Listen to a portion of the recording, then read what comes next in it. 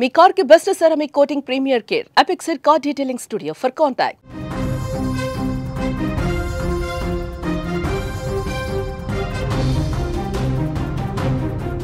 బంగాళాఖాతంలో అల్పపీడన ప్రభావంతో ఏపీలో పలు జిల్లాల్లో భారీ వర్షాలు కురుస్తున్నాయి. వైఎస్ఆర్ కడప జిల్లాలో వాతావరణం ఒక్కసారిగా మారిపోయింది. అల్పపీడన ప్రభావంతో జిల్లా వ్యాప్తంగా కూడా జోరుగా వర్షం పడుతోంది. ముఖ్యంగా కడప నగరంలో రాత్రి నుంచి కూడా ఎడతెరిపి లేకుండా వర్షం పడుతోంది. ఈ భారీ వర్షాల కారణంగా నగరంలోని కొన్ని లోతట్టు ప్రాంతాలు కూడా జలమయమయ్యాయి. ప్రధాన రహదారులపై కూడా నీరు నిలిచిపోవడంతో వాహనదారులు ప్రజలు ఇబ్బంది పడతా ఉన్నారు. ఒక్కసారిగా వాతావరణం మారిపోయింది. కడపలో ఉన్న దృశ్యాలు మీరు చూస్తూ ఉన్నారు. ఈ వర్షం కారణంగా కోఆపరేటివ్ కాలనీలో పెను ప్రమాదం తప్పింది. కాలనీలో ఒక భారీ వృక్షం ఒక్కసారిగా నేల కొరిగిపోయింది. ఆ వృక్షం కూలిపోయింది. ఈ భారీ చెట్టు కూలడంతో నేరుగా ట్రాన్స్ఫార్మర్ మీద పడింది. చెట్టు బరువుకు ట్రాన్స్ఫార్మర్ పూర్తిగా ధ్వంసమయ్యే పరిస్థితి ఏర్పడింది. దీని ప్రభావంతో విద్యుత్ తీగలు కూడా కొన్ని ఆ ట్రాన్స్ఫార్మర్కి లైనప్ అయి ఉన్నటువంటి తీగలు కూడా తెగిపోయినాయి. ఈ ఘటనతో ఆ ప్రాంతం మొత్తం కూడా చీకటి అలుముకుంది. ఒక్కసారి స్క్రీన్ మీద మీరు చూడొచ్చు. కడపలో ఒక్కసారిగా వాతావరణం మారిపోయింది. వర్షం రాత్రి నుంచి వర్షం పడుతూ ఉంది. ఒక్కసారిగా గాలి కూడా విపరీతంగా వీస్తోంది. ఈ గాలికి అతి పురాతన వృక్షం కూడా, అతిపెద్ద వృక్షం కూడా ఒక్కసారిగా నేల కూలిపోయి దాని పక్కన నుండి ట్రాన్స్ఫార్మర్ మీద పడటంతో ట్రాన్స్ఫార్మర్ ధ్వంసం కావడంతో పాటు అక్కడ పూర్తిగా విద్యుత్ తీగలు కూడా తెగిపడ్డాయి. ఆ కాలనీ మొత్తం కూడా అంధకారం అయిపోయినటువంటి పరిస్థితి. అక్కడ పూర్తిగా ఇప్పుడు విద్యుత్ అంతరాయం ఏర్పడింది. అక్కడ విన్నటువంటి మున్సిపల్ అధికారులు వెంటనే అక్కడికి వచ్చారు. రెస్క్యూ సిబ్బంది అక్కడికి వచ్చారు. ఆ చెట్టుని తొలగిస్తూ ఉన్నారు. చెట్ల కొమ్మలు తొలగిస్తూ ఉన్నారు.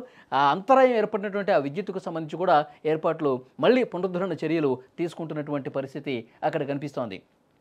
ఒకవైపు విద్యుత్ శాఖ సిబ్బంది అలాగే మున్సిపల్ సిబ్బంది వెంటనే ఇక్కడ రెస్క్యూ చేస్తున్నటువంటి దృశ్యాలు కూడా మీరు చూడొచ్చు.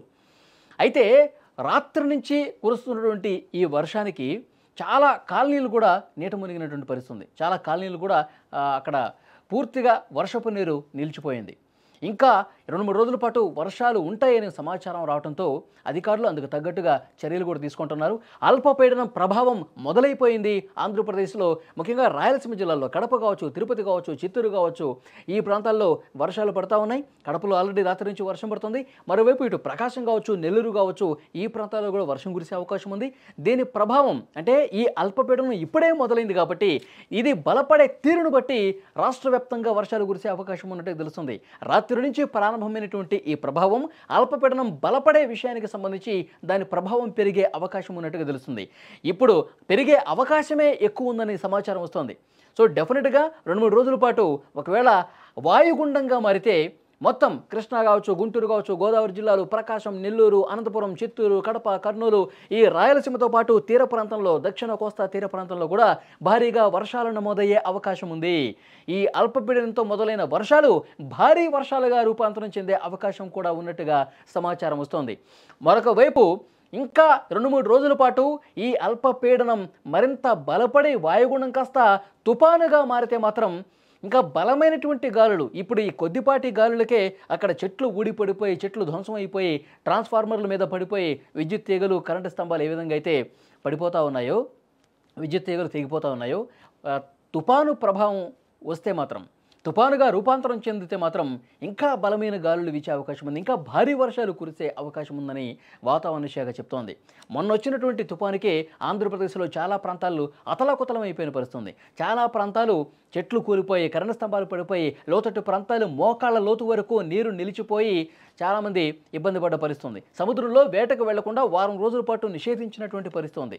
సో మోంతా తుపాను మిగిల్చినటువంటి విపత్తు ఇంకా కోలుకోలే చాలామంది కూడా. ఎందుకంటే వేలాదిగా ప్రజల్ని, తీర ప్రాంత ప్రజల్ని సురక్షిత ప్రాంతాలకు తరలించారు. మోంతా ఎఫెక్ట్ తెలంగాణ జిల్లాల మీద కూడా భారీగా పడినటువంటి సిచ్యువేషన్ మనం చూసాం. వాగుల్లో కొట్టుకుపోయి చాలామంది జనం చనిపోయిన పరిస్థితుంది.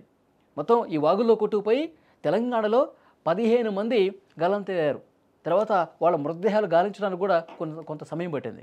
సో డెఫినెట్గా ఈ అల్పపీడనం అనేది మరొకసారి భయం గొలిపే విధంగా ఉంది. నవంబర్, డిసెంబర్లో వచ్చే అల్పపీడనాలు ఎక్కువగా బలపడి తుపానుగా మారే అవకాశమే ఎక్కువ ఉంది. సో తుపానుగా మారితే మాత్రం ఇంకా భీకర వర్షాలు కురిసే అవకాశం ఉంది.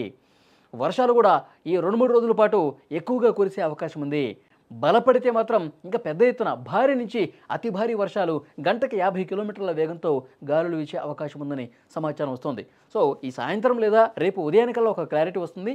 ఈ అల్పపీడనం ఎంతవరకు బలపడుతుంది, ఏ తీరం వైపు దూసుకొస్తుంది వాయుగుండంగా మారి, ఇవన్నీ కూడా ఒక క్లారిటీ రావాలంటే ఇంకొన్ని గంటలు వేచి చూడాలి. అయితే ఈ అల్పపీడన ప్రభావం స్టార్ట్ అయిపోయింది. మీరు కడపలో ఉన్న పరిస్థితి మీరు చూస్తున్నారు. ఒక్కసారిగా వాతావరణం మారిపోయింది, మొత్తం మేఘావృతం అయిపోయింది, వర్షం పడుతూ ఉంది, గాలి వీచింది, చెట్లు నేల కొరిగాయి. సో డెఫినెట్గా వాతావరణ కేంద్రం నుంచి అప్డేట్ సమాచారం వస్తుంది. దాని ప్రభావం ఏ మేరకు ఉంటుందో కూడా మరికొద్దిసేపట్లో తెలిసే అవకాశం ఉంది.